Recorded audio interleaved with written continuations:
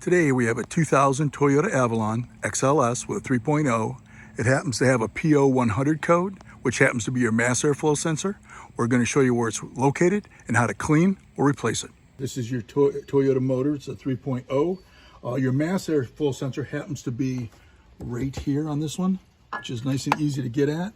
I'm just going to start out by just pushing this down. And you can tell it's got 220 on it. I don't think it's ever been off.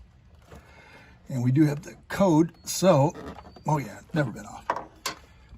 You gotta push, sometimes you gotta wiggle it back and forth like that to get it to release. Like that, there we go. Next thing we do is take these two little Phillips screws off. Like that, be careful that you don't drop them, because you'll be looking for them. There's that one, I'll throw it in my metal tray. Do the other one. Okay, this is magnetic, I don't trust it, so there we go. Now we'll pull it out. And there she is. Now you can also tell that these hydraulic hood supports weren't working, so we just put these clamps on it so it doesn't hit us in the head. This is your mass airflow sensor, of course. You have some sensors right there, and if you look down inside, it's probably hard to see, but you can see there's some sensors down there. And actually, some of them actually look either extremely dirty or they're like a burnt. So we're going to try to clean it first. We might have to replace it. But what we're going to use is the mass airflow sensor cleaner. Don't use brake clean. Don't use gas, anything else. You have to use this. Otherwise, it leaves a residue on there. And all we do is go in there and clean these. And if this doesn't work, and then we will be replacing it.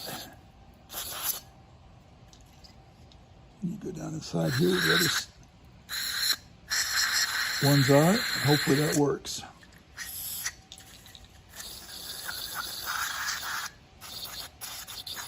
Now we're going to let it set for 5 minutes. Now we're going to put it back in after letting it set for 5 minutes. Of course, it goes in this direction. Make sure you don't knock any of the dirt in there. This is has a magnetic tip. We'll see if it works. There we go. Get that one started.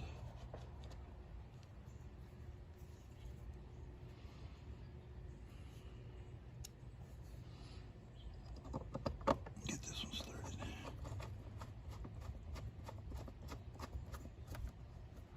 See, okay, that one's tight.